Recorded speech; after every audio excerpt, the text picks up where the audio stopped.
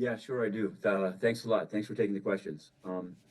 I wanted to ask about Sri Lanka. Obviously, there's since we last had a briefing, there's the unrest is there's at least people have been killed. There's been orders to shoot on sight. So I'm wondering, in that context, I'd like a sort of an update on where things stand with the IMF. Also, Egypt is saying that through Madbouly, it said that they expect to have a new loan in the next few months, and I'm wondering if that's your understanding as well, and what you could say about that.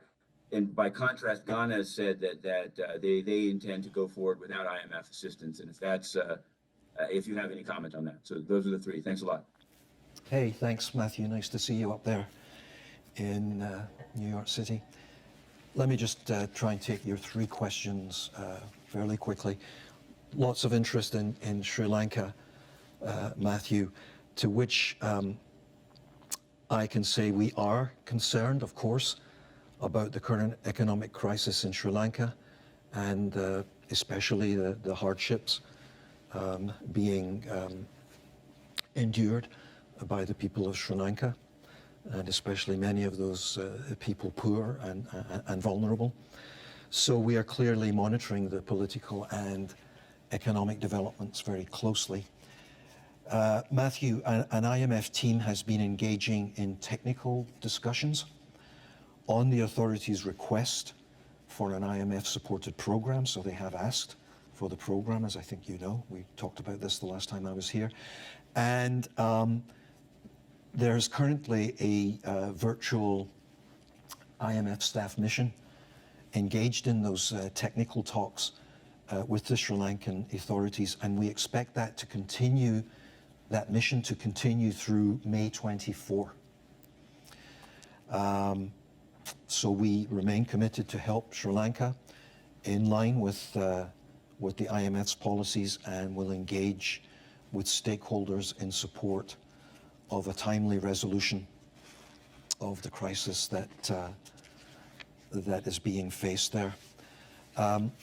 On Egypt, Matthew, what I can say is the rapidly changing global environment and the spillovers related to the war in Ukraine are posing sizable, important challenges for countries around the world, as I mentioned in the context of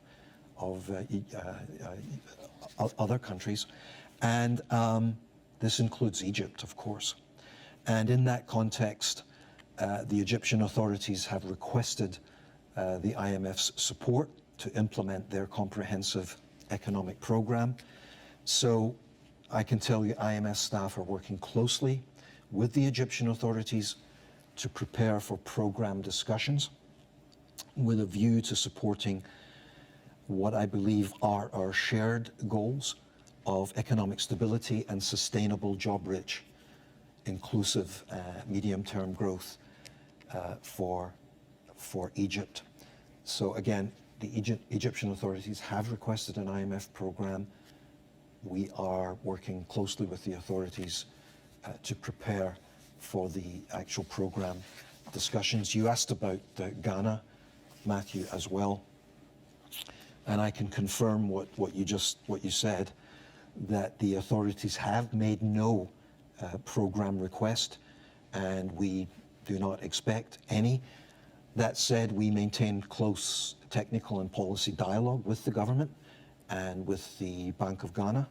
We stand ready to help in any way they consider useful, as we have done, as I think you know, during the pandemic with the $1 billion rapid credit facility support and the $1 billion SDR allocation.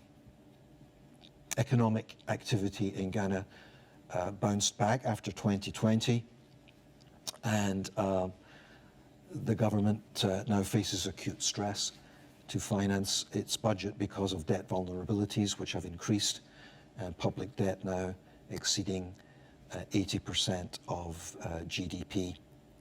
So putting Ghana's budget back on track in this context this year and in the coming years will be necessary, including to maintain debt sustainability. That's where we are on Ghana. Thank you very much, Matthew. And Thank you.